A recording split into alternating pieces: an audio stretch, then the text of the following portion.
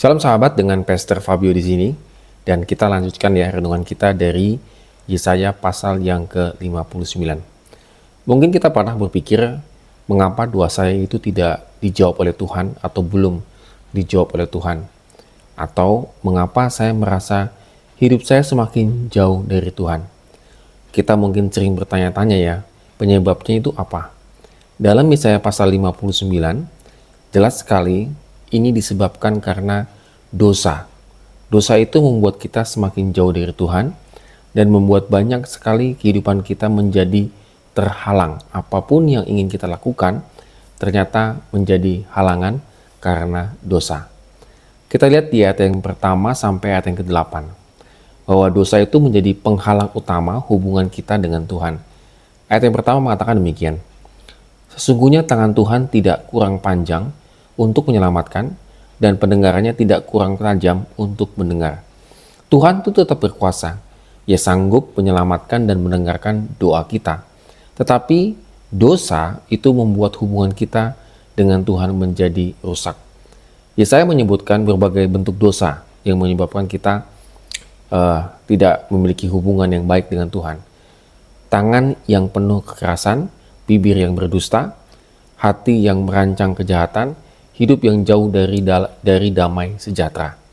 Dosa bukan hanya tindakan yang terlihat ya, tetapi juga sikap hati yang menolak kehendak Tuhan.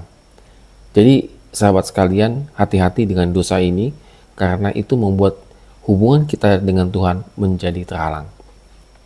Yang kedua, di ayat yang ke-9 sampai dengan ayat ke-15a, bangsa Israel itu akhirnya mengakui keadaan mereka. Mereka berkata, kami berjalan dalam gelap, kami tersandung, pelanggaran kami banyak di hadapan Tuhan. Inilah titik balik yang penting, bahwa pemulihan selalu dimulai ketika seseorang berhenti menyalahkan orang lain dan mulai mengakui dosanya. Jadi Tuhan itu tidak mencari manusia sempurna ya, tetapi hati yang mau bertobat. Yang ketiga kita lihat di ayat 15b sampai di ayat yang ke-21. Bagian pasal ini sangat indah.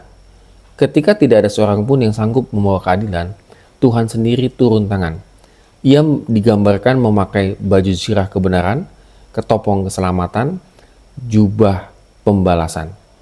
Ini menunjukkan bahwa keselamatan berasal dari inisiatif Allah, bukan usaha manusia.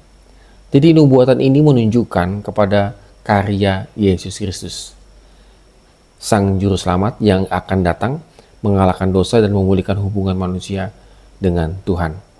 Jadi ayat 21 itu menjadi janji bahwa Roh Tuhan dan firman-Nya akan tetap menyertai umatnya turun-temurun. Ini luar biasa ya. Hubungan kita yang hancur dengan Tuhan suatu saat nanti akan dipulihkan kembali melalui karya Tuhan Yesus Kristus. Sahabat sekalian, ada seorang anak kecil yang asik bermain gitu ya di halaman rumahnya, dan tanpa disadari dia jatuh ke dalam got. Jadi depan rumah tuh biasanya ada got gitu ya. Lalu kemudian bajunya kotor, semuanya kotor dan bau. Ketika anak ini keluar dari got itu, lalu kemudian papahnya itu keluar dari pintu rumah, lalu memanggil dia. Maksudnya memanggil dia itu adalah supaya dibersihkan. Tetapi anak kecil ini takut begitu, lalu kemudian karena keadaannya yang kotor, dia lari dari papahnya. Tetapi papahnya tetap akan mengejar dia begitu ya. Lalu menangkap dia dan mengatakan, ayo dibersihkan, bukan kamu lari dari papa. Sahabat, mungkin itulah gambaran keadaan kita. Kadang-kadang kita sudah dalam keadaan lumpur berdosa, kita bukannya lari kepada Tuhan, tapi kadang-kadang kita malah lari menghindari Tuhan. Tetapi kasih Tuhan sampai detik ini tetap memanggil kita dan menangkap kita untuk kembali kepadanya. Amin. Kiranya Tuhan memberkati kehidupan kita hari ini.